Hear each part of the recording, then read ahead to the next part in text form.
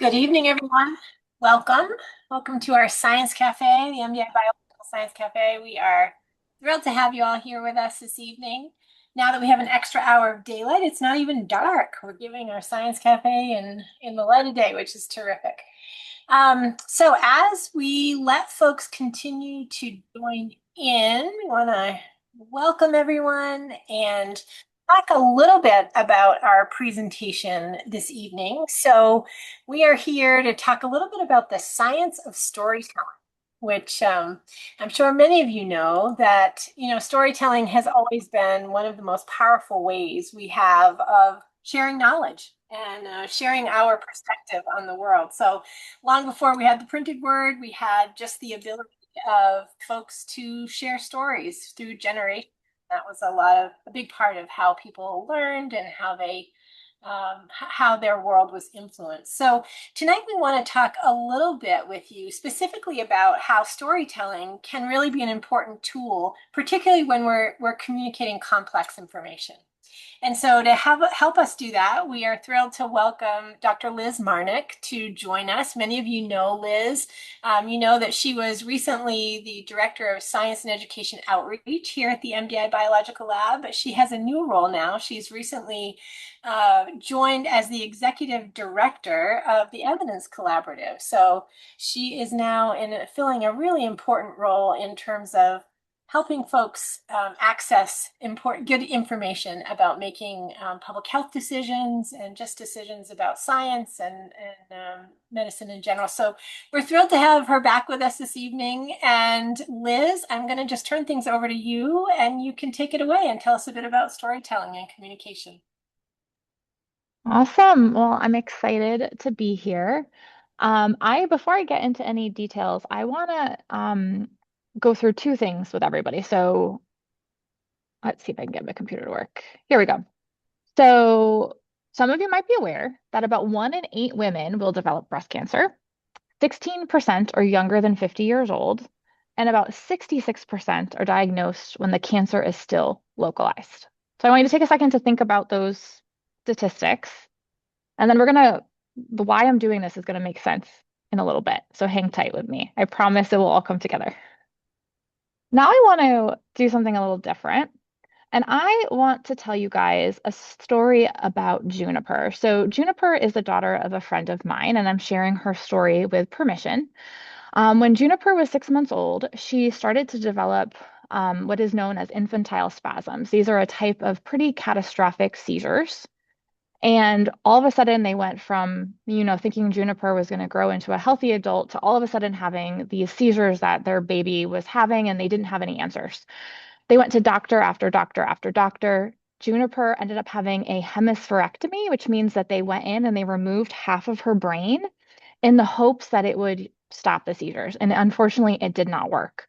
She also then got a device implanted in her chest, and that was hopefully going to stop the seizures. And again, it did not work. Juniper is now this beautiful little girl who just turned 5 recently. And she is one of 30 million people in the United States that are affected with a rare disease.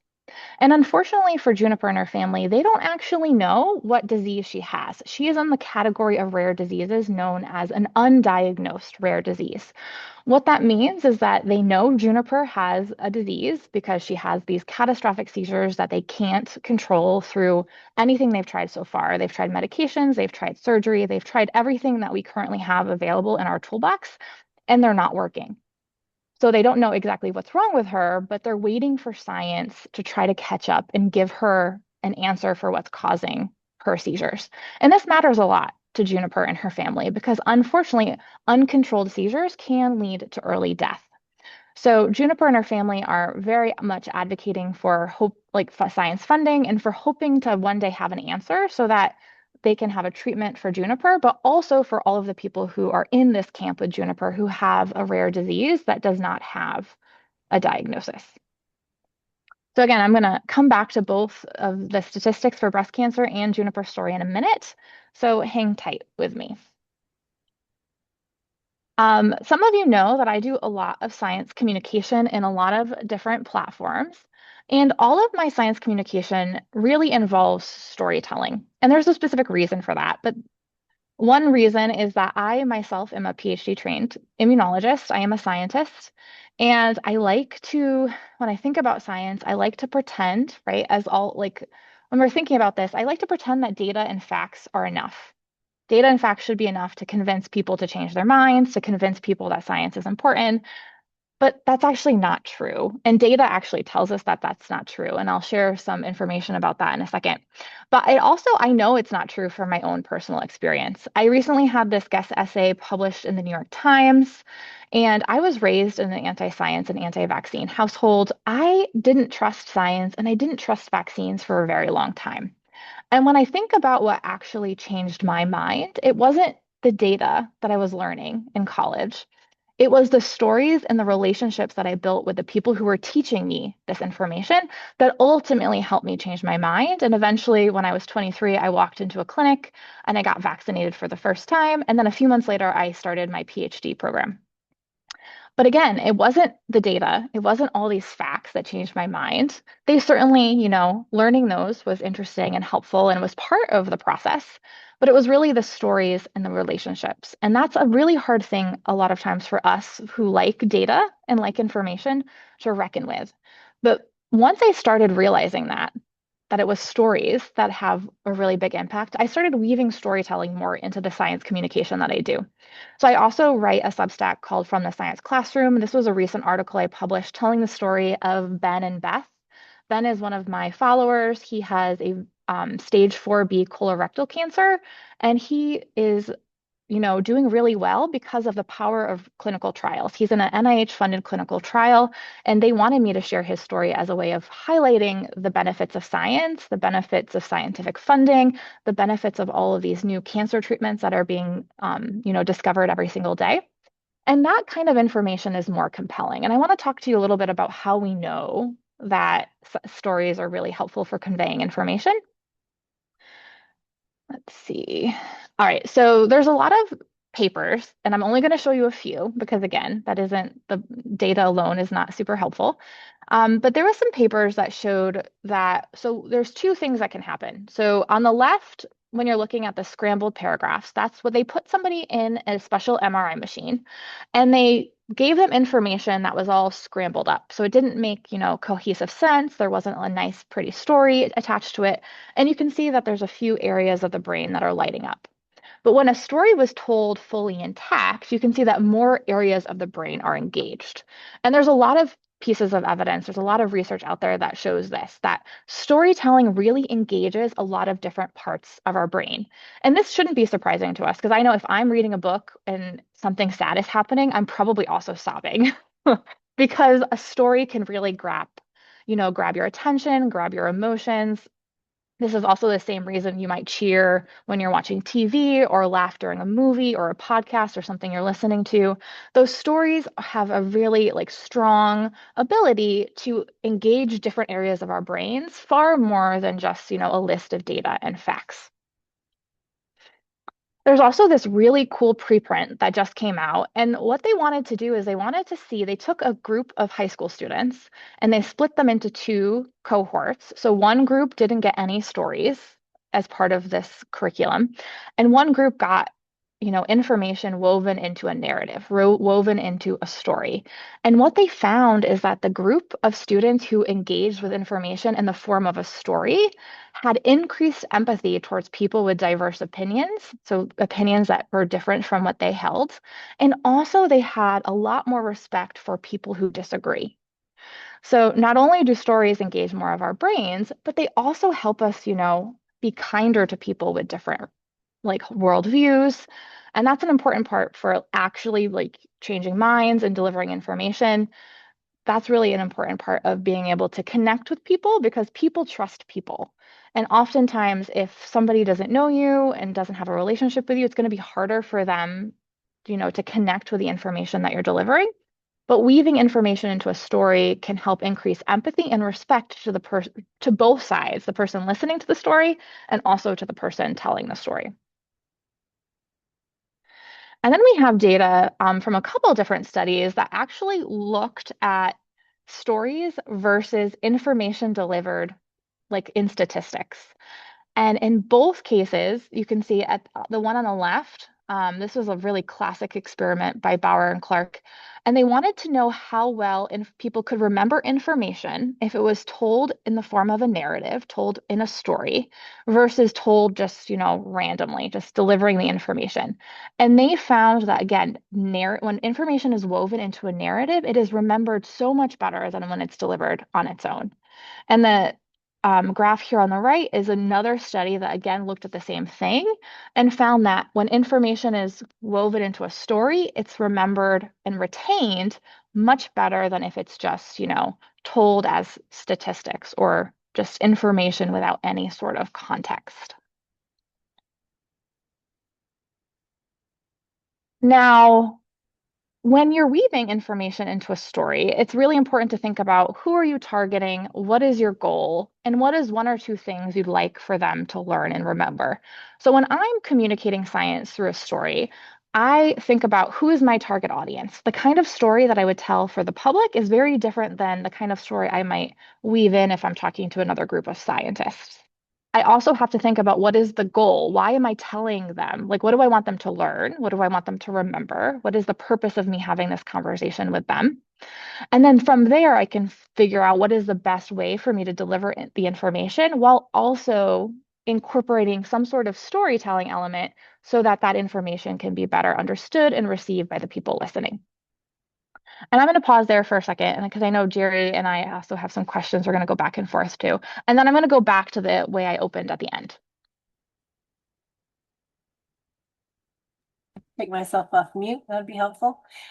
So Liz, thank you. That's kind of a great start to our conversation. And I want to just engage those in our audience too, because we really want this to be a dynamic conversation. We want to understand from all of you kind of how you like to receive information. What is it that really makes something memorable to you? And we also want to learn from you because certainly when it comes to communicating science, that's something that I'm very passionate about. You know that Liz is very passionate about it. And so we want to understand how to do a better job in terms of, sharing information that we have that we feel is important for folks to understand, but being able to do that in a way that is easy to digest, easy to remember, that's really the key. And so, Liz, in thinking a little bit about some of what you shared with us tonight, it strikes me this whole idea of emotion playing a big role in memory, because I think we all, you don't necessarily think about it a lot, but we all can understand that it is emotion that really cements some of our strongest memories, right? Whether they are memories about a time that was very happy, joyous, or a time when we were potentially really scared or afraid or whatever. So it makes a lot of sense that those two things are really closely aligned. It's fascinating when we think about that in terms of how to communicate information. And it also strikes me that as scientists, as you mentioned, being a trained scientist, scientists aren't really trained to share information that way. It's all about the detail, all about the data. So, in your experience, having kind of now seen the importance of both sides, what is, if you had an opportunity to just say one or two things to your colleagues about the importance of communicating science, what tips would you give them, or what plea would you make to them in terms of sharing scientific information with the public? Yeah, and I think it's always important here to think about again what like who is your audience and what is your primary goal. And I think as a trained scientist, oftentimes we know how much time and effort has gone into the work that we've done. So there is always like this urge to like show everything you've done and all of the data you've collected because you want them to trust your information, or you want them to see you want them to see how much you've accomplished, and you're excited about it because it's cool and interesting and you want them to see it, right? But oftentimes those level of weeds and those level of details will get lost by the public if we're targeting the public in our communication.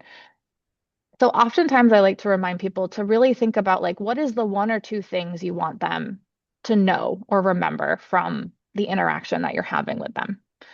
And then how can you weave that into a story to help them remember and learn that information even better?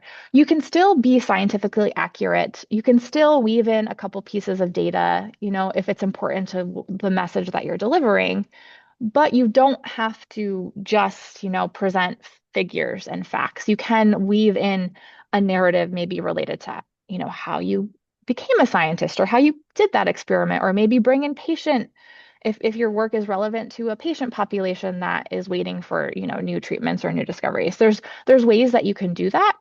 But it takes practice. And again, it takes kind of resisting the urge to just flood the zone with all the things you've done and figuring out what is it that's actually important for this population to know. And that's going to be different. Like if you're talking to a group of funders, the way in which you're going to have a conversation with them is going to be different than if you're talking to a group of kindergartners or if you're talking to a group of adults who maybe are science curious but aren't scientists themselves. Mhm. Great. It's good advice. I'm thinking a little bit about your foray into science communication and kind of how that came about. And I think one of those transformational moments for you was COVID, right? So having, a background in immunology certainly put you in a unique position, let alone your own personal experience with vaccines. And so I know that it was around that time that you really began to develop a social media presence. And I think just have done an amazing job of providing information to those who may have questions, who may be concerned, about information that they've received, rightly or wrongly, about the impact of vaccines. And I'm just wondering, in your experience, how has your personal story really impacted your ability to connect with those who maybe have a different perspective on whether or not vaccination is helpful or safe or whatever? How does it help you relate to those folks? Yeah, I think that helps me a lot because it wasn't that long ago that I was amongst their group, right? And I think that one thing that I think I try to resist the urge to do, and I sometimes see other scientists or science communicators doing this, is we like to call people who disagree with us. And again, this is a generalization. I'm not saying anyone in particular, but people like to say like they're like anti-vaxxers are stupid or they're dumb or like if they don't trust the data, then they're dumb or whatever, right? Like there's a lot of like name calling in that um, and I understand I understand the emotion behind that because I think we're living through very everyone keeps saying this, right? We're living through unprecedented times and it's very challenging. It's a very unemotional time, but that is actually not helpful, right? If our end goal is to bring together a healthier society that supports science, that's actually not going to get us to that goal. And it's a lot easier for me, I think, to lead with curiosity and empathy because I remember what it was like to believe those things. And I also know that at the end of the day, most people are trying to make the best decision they can for their family. And it's not always easy to do that. I think we sometimes forget because we are privileged to have access to scientific information. We know how to kind of tease apart what is true information from what is false information, but that's not easy for everyone to do. And it's even harder to do now than it was when I was growing up, let alone where do people go for information? We assume it's easy, but it's not always easy for people to go find those pieces of information. So I think what I like to just really remember is that if we want to make a difference and if we want things to get better moving forward, then we do need to try to reach the people who disagree with us, and calling them stupid is going to do the opposite of that. So when I'm having conversations with people who disagree with me, I lead with empathy and I lead with curiosity. So they might tell me something that, like, in my head, I might be like, oh my gosh, like, that's crazy. But I will be saying instead, oh, where did you hear that? Or why do you think that? Or can you tell me more about that? Because by asking a lot of those curious questions, it will help me figure out what is it that they actually think, why might they have that concern? What might be driving that concern? And then I can start from there to formulate what kinds of stories or information can I give them that might help them. And at the end of the day, my goal is never to change minds in those conversations. My goal is to plant seeds and to be a person who they feel safe enough to come back to when they have questions. Because if you dismiss them or if you call them stupid, or if you have a very, dismissive reaction to their questions and their concerns, then they're not going to go back to you when they have answers. They're going to go to the people who are, when they have questions, they're going to go to the people who will answer their questions, even if they're answering their questions with false information. Mhm. Yeah, very true. So I want to just ask one more question and then we can get back to your slides and then I hope we can engage the audience in a conversation about this as well. But we've talked about how effective stories are when we are trying to communicate information or potentially influence a decision. And as you mentioned, like we are living in this moment when misinformation is really so prevalent. And so I'm curious, the reverse is also clearly true, right? So stories can negatively influence, or information can just as easily or effectively influence people to kind of make maybe incorrect decisions. And so, just thinking about the neuroscience of that, and, I think there's just at least anecdotal evidence out there. I'm sure it's probably statistical as well, but that people tend to gravitate toward information or stories that are maybe a little, salacious or whatever, that they just sort of grab your attention more. And how do you worry about how to combat that? Like, how do we encourage people to cultivate, as you were saying, that ability to examine information and ask critical questions about it? Because it's so tempting, especially in the social media realm, to either share information that you don't really know whether, or you haven't really verified whether or not it's accurate or true. And that's kind of one of the things I was thinking about in preparing for our conversation is how do you combat that? Because Mhm. yes, we can use it to our, for good, but it also can be used for, nefarious reasons too. So just thinking a little bit about that. Yeah, and I will say in general, those spreading false information predominantly use stories to do so. Mm. Yeah. Whereas those of us spreading, accurate scientific information tend to rely only on facts. And that is also partially why we're in this situation, because Mhm. stories are extremely compelling. So one thing I like to remind people of is like if you're online at all, which for better or for worse, most of us have an online presence, that you actually have a pretty big role to play in a few different ways. One is that when you see accurate scientific information, do whatever you can to engage with it. Like it, share it, comment on it, even if it's just leaving like a heart or a smiley face. Engage with it, watch it, share it, all of those things.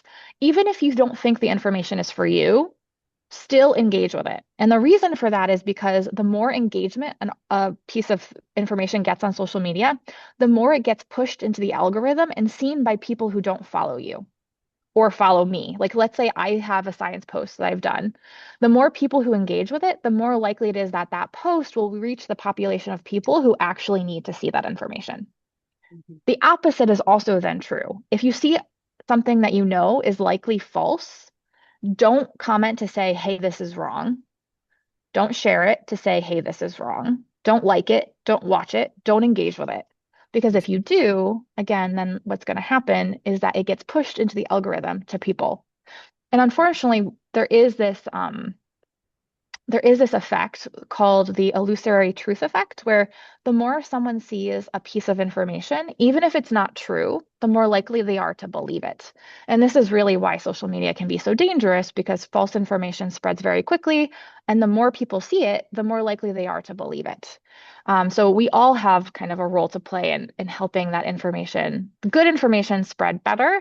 And it is less, usually it's less interesting, right? It's less engaging, it's less salacious. So we need more people like you guys who are in this room who, assumingly support science. We need you guys to just interact with it, even if you already know it and you think it's boring. Like interact with it because it will better reach people who don't. The other thing I like to remind people of is to all of us have been impacted by science in some way.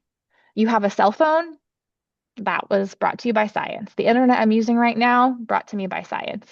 The cars we drive, brought to us by science. The medication a lot of you guys take, brought to you by science.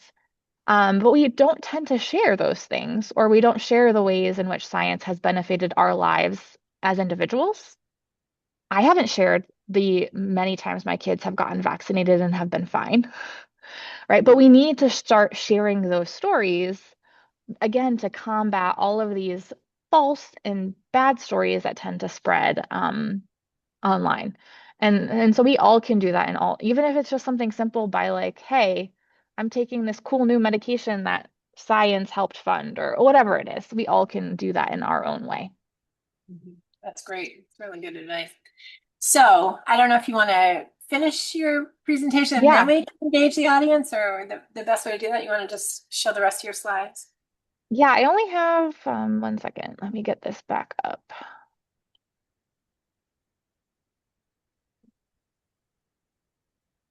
I only have one more.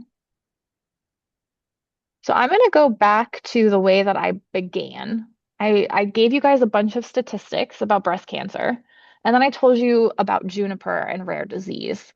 And you can comment in the chat if you want to, but you don't have to. But I want you to think about what do you remember more? Can you tell me the numbers from the breast cancer slide? Does anyone remember any of the numbers from the breast cancer slide? I don't even remember the numbers from the breast cancer slide, and I made the slide. But I do remember Juniper's story, and I remember what it illustrates about the importance of and the impact of rare disease. And that's kind of what I want people to think about is that at the end of the day, when people leave a conversation with you, they're probably not going to remember the numbers. They will remember the overall story that you've told them and then think about how can you craft that story to still deliver. I'm not saying lie to people. I'm not saying, to emotionally manipulate people. I'm saying how can you make a story that will deliver the information you want them to know, but in a way that will actually help them to remember. So when I'm telling Juniper's story, I want people to understand that there's a lot of people whose lives are devastatingly impacted by rare disease. And that's one of the reasons why research matters. And I can do that in a story, but I certainly, people are not necessarily going to remember the statistics I gave you guys at the beginning about breast cancer. But if I had woven those pieces of information into a story about a patient, you might have remembered that information more. All right, I'm happy to take questions from people if they have any. That's great. There is a question in the chat. It says, when giving a research talk on a project to a fellow scientist, what methods have you employed to turn your research into a story that is engaging? Yeah, so when I'm talking to a group of fellow scientists, I have a slightly different method, right? Because a group of scientists, if I'm talking to them, they're going to want more of the nitty-gritty details because that's the audience that I'm talking to. So what I do is I try to still weave my story or weave my research talk into a narrative arc.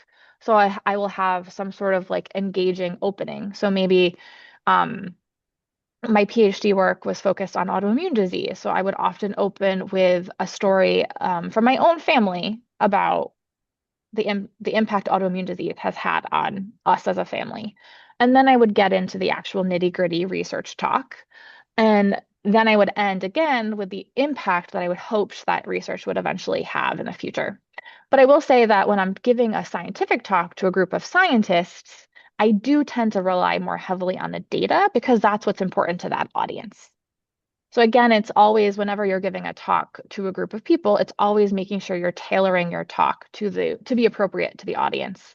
But when you are giving a research talk, thinking about what is like, even when you're giving a research talk, everyone in the room is not going to be an expert in the topic like you are. So thinking about how can you walk them through the experiments and the data that you've collected so that they can actually understand what you've done and why you've done it. So you still are telling a story. It's just you're telling a story a little bit differently than you would tell it to an audience that's just the public. That's great. I know one of the things we often, use as kind of a model when we're communicating science or any information really is starting with the why. So some of you may be familiar with Simon Sinek's work. He really kind of coined that phrase to start with the why. And I think for a lot of scientists, much of what they are immersed in is the how. right? Really focusing on the methods, focusing on exactly how the work is being done. So in some ways, it's sort of flipping it on its head and really starting with that big question, like, why are we doing this work? What problem is it that we're trying to solve? And you can get to the detail, but I think it's always really important to just remind any audience kind of why what you're doing, matters and why it's important. So that's good. So let's open it up to the audience. Any questions for Liz in terms of, some of what we've shared with you this evening, or maybe your own personal experience in terms of, how a story might have changed your mind about something or left an impression on you that you've never really forgotten? Uh, Yeah. I just put a question in the chat. I remember so many moth stories, moth radio stories, and I'm making visual images in my brain, I think from many of them, and that's kind of my way back to to that memory. And I just wonder how often we do that, or whether we automatically do that when we hear a story. Yeah, that is a great point. And that is a lot of research has shown that yes, a lot of us like if you look at like the parts of your brain that are activated when you're watching a movie, we can actually see that very similar parts of our brain are activated when we're listening to a story without any like visual input. Because a lot of us spend, time. I would do a lot of audiobooks, and I know I do a lot of like creating those scenes in my head. I have a picture for what I think the characters look like, and we do that. A lot of brains do that. I will say there's some interesting research to show that not everybody can think in pictures. There are some people who can't do that. But overwhelmingly, like still brains are being activated in response to the story. And even if we're not, necessarily recreating images in our head, we are often, evoking those emotional areas of our brain that will also then help us connect to those stories. Is that a different part of the brain that's creating these images? Yeah, so different parts of your brain will be responsible for like crafting the images. And then you might also have different parts of the brain will light up in response to like sadness or happiness or those emotional aspects that can get triggered by stories. And both can be really important for helping that piece of information or that story be retained over time. Fascinating.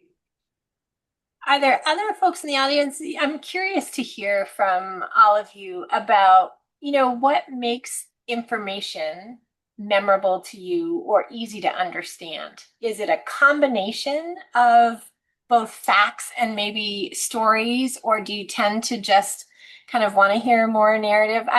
For us, it's always a balance, as Liz was saying, to try and thread that needle, right? With providing people with the data, if you will, or the facts versus sharing it in a context that is kind of motivates you or engages you and potentially to change behavior or to take in new knowledge in some way.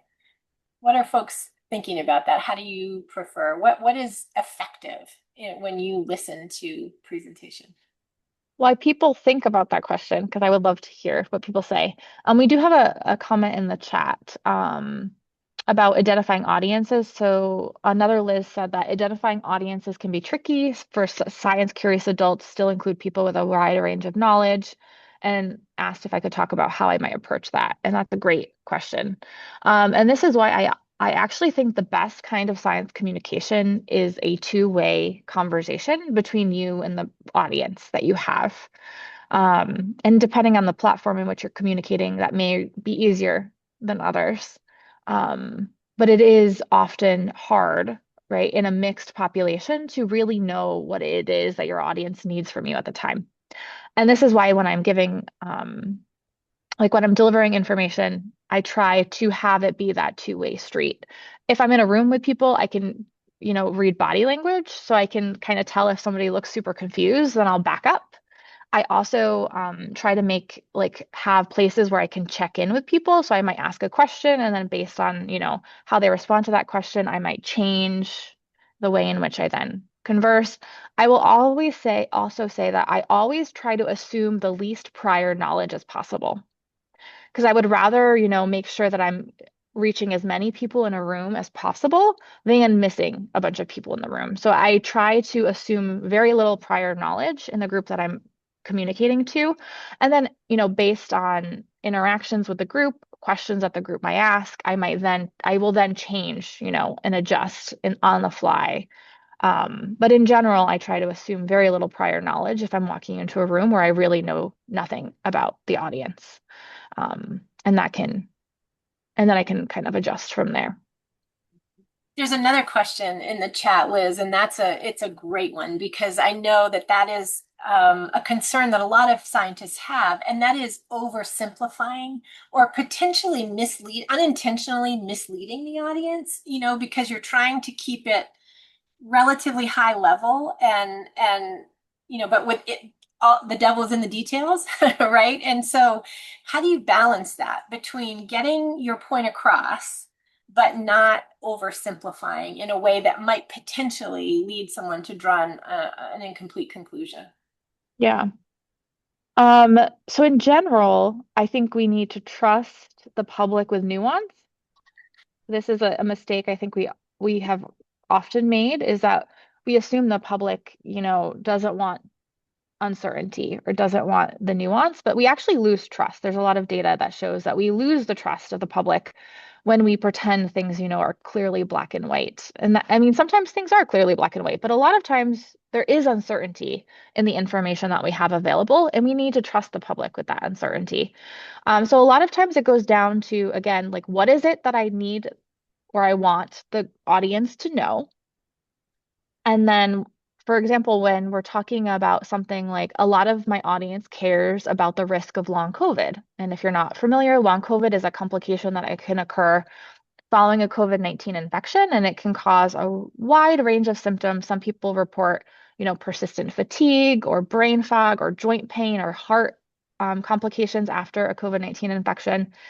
And I often get a question about like, well, what can I do to reduce the risk of long COVID from my followers? And there isn't one clear answer to that, right? There is information we know that vaccination can reduce the risk, but it doesn't eliminate the risk. We have some information about risk factors that might make you more likely for that to happen. And those are things where we just have to be honest with our audience about what it is we do and don't know. And then also tell them, well, this is why the research into this is so important because we don't know all of the answers yet.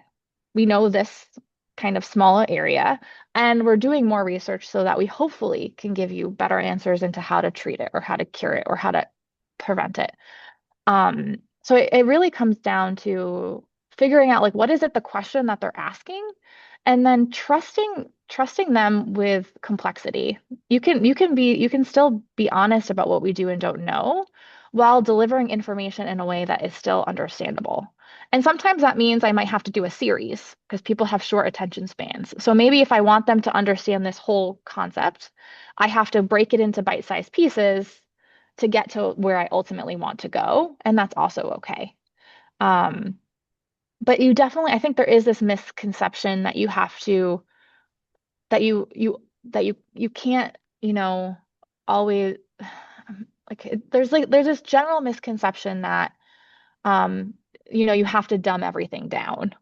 And you don't have to dumb it down. You just have to explain it in the words that people can understand. But you can maintain accuracy while doing that. It just takes practice to get there. And again, it also takes practice to know what are the pieces that are actually needed to remain accurate and still convey the message that you're trying to convey. And it comes down to a lot of practice. I appreciate that. I mean, I can't help but think a little bit about the experience that we all had during COVID, right? Because it was such a glimpse into science happening in real time, right? Information was changing just constantly throughout that process. And so I think really difficult to give, advice while still acknowledging the fact that there was just a lot that we had yet to really, fully understand and appreciate. And so part of it is, I think, educating, the folks about the scientific process. And as you were saying, like really acknowledging the fact that there's a lot that we don't yet understand, but here's what we know in the moment. And I really appreciate the point about just learning to be comfortable with not knowing or risk or, uncertainty. I think we're all going to learn how to live with uncertainty. And sometimes we have to be okay saying, I don't know, Yeah. right? Yeah. Either I don't know because science doesn't know yet, or Mhm. I don't know because I am not an expert in that field and I can go. And in that case, I then tell the person, I'll go find somebody who does know. And then Mhm. I'll come back to you with that information. Um, but yeah, that can be saying I don't know when you're a scientist who you feel like you should know can be it. That can also be a really hard lesson to learn. Yeah. That's great. Any thoughts from the audience about kind of how you prefer to hear information or take in information about complex subjects like science related research? Do you want us to only write our questions or can we? No, Oh, please Yeah. feel free to come off mute, have a conversation with us. um, I like you were just saying, Liz, I really appreciate when someone speaks to me on my level and I'm an intelligent person. I don't want things too simplified because I personally get suspicious if it seems like they're speaking down to me, then what are they hiding?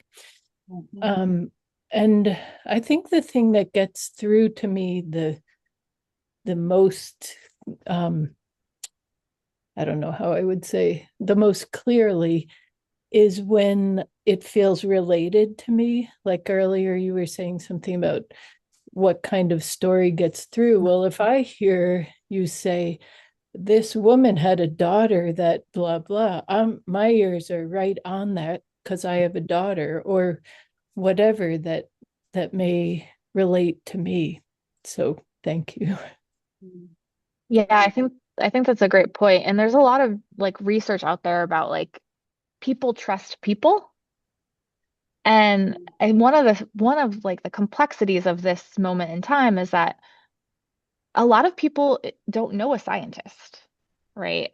And so they don't necessarily trust the process of science or scientists because they don't personally know a scientist.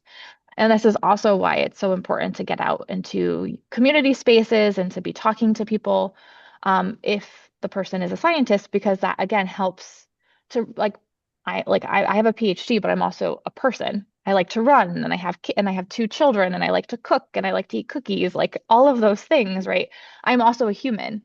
Um, but if people don't interact with a scientist, they don't understand that they're also human. So people trust people. And I think the more that we can do to be in the spaces where communities are and get into community and have conversations with them, that just makes us better communicators because then we know what our community is curious about and what they're interested in and what their, baseline level of knowledge is. But it also then just helps people trust the process of science more. Yeah, I totally agree. So there's a great book recommendation in the chat. If you haven't read Alan Alda's book, I think that he's written a couple books on science communication, but what the most recent one is, If I Understood You, Would I Have This Look on My Face? I feel like that was written for me because I spend my entire career trying to understand what scientists are telling me. Pretty much I have that look on my face all the time. So it's a great read if you haven't read it. And Alan Alda is just a terrific communicator. And what I appreciate about him is he's not a scientist, right? So he is trying to help those of us who, have this information to communicate, to do it in a way that is understandable and, approachable. And I think he does a beautiful job with that. It's great. Um, Liz, there are a couple, I was thinking a little bit about your personal story, just having read the New York Times guest essay recently, and I was thinking about your point that you made about compassion and how important compassion is in understanding someone else's perspective.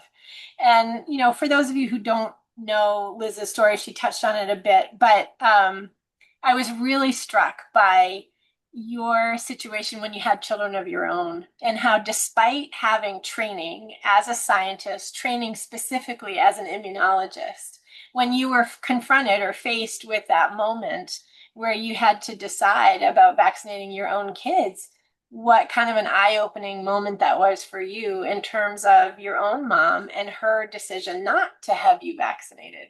And that was, I just think that's such an important thing for us all to remember, particularly in this moment when it is so easy to dismiss people who have different perspectives or different opinions. And it just really is about taking that moment and trying to put yourself in that person's shoes, for better or worse, and just trying to relate in some way.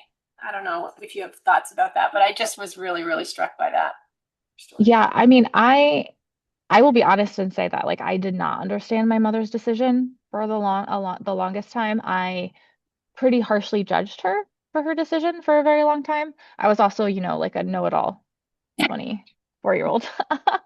But then when I had my own kids, like I had immense, like you said, compassion for her decision because my son was my first, and I had a very complicated pregnancy. I had a very complicated childbirth.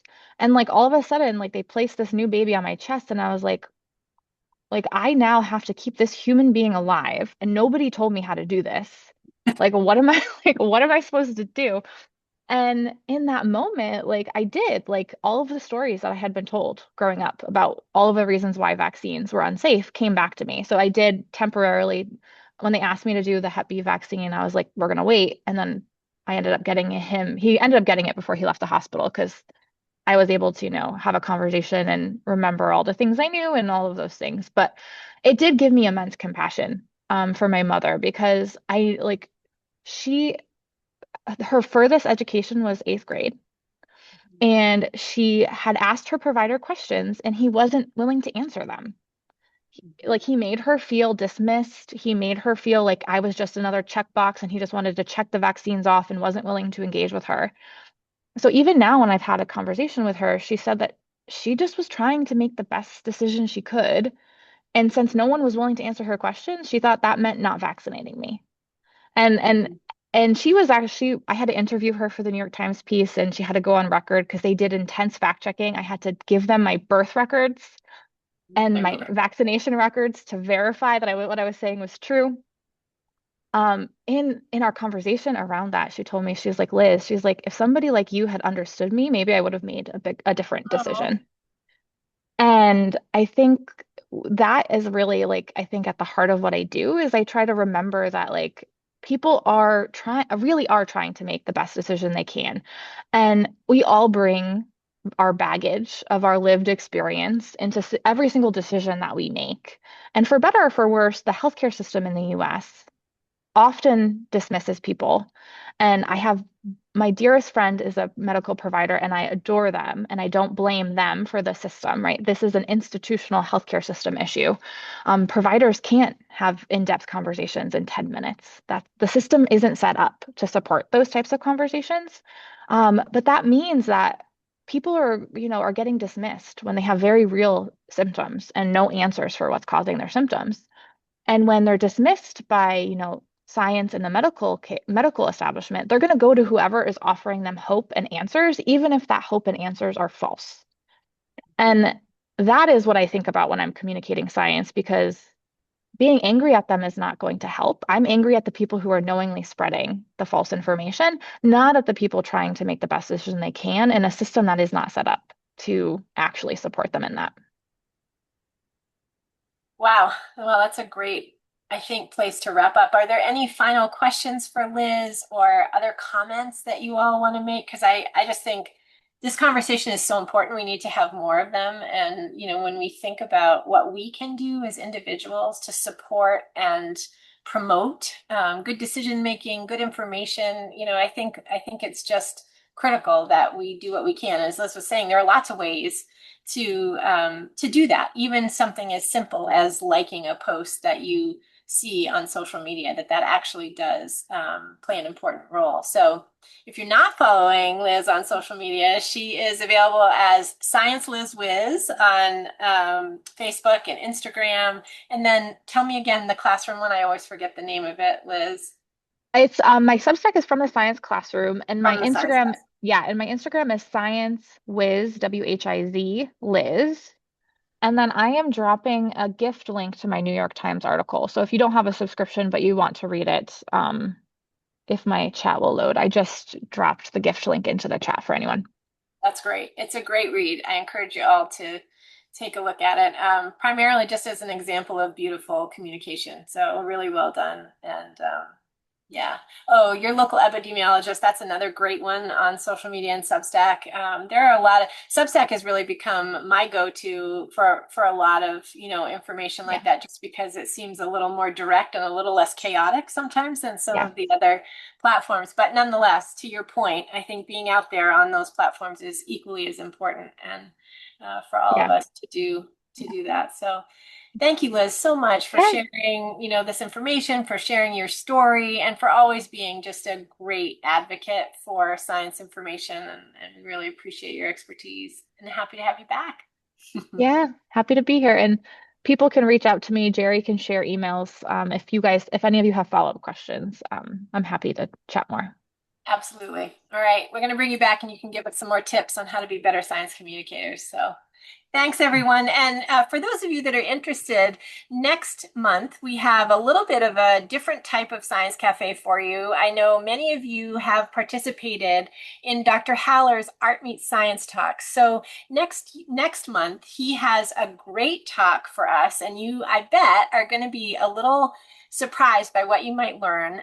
He's going to focus on the Jean-Louis David portrait of Monsieur and Madame Lavoisier. And this is currently hanging at the Met. We did an art and science tour with a group of people at the Met. And I was so taken with just this amazing story that Dr. Haller was able to share with all of us about this painting and about the science related to this painting, that we encouraged him to do a science cafe about it so that all of you could hear that story as well. So I hope you will join us next month. The link for that event is in the chat. And we look forward to seeing you next month for our next Science Cafe. So thanks, everyone. Have a good night. Thank you for your research. Good night.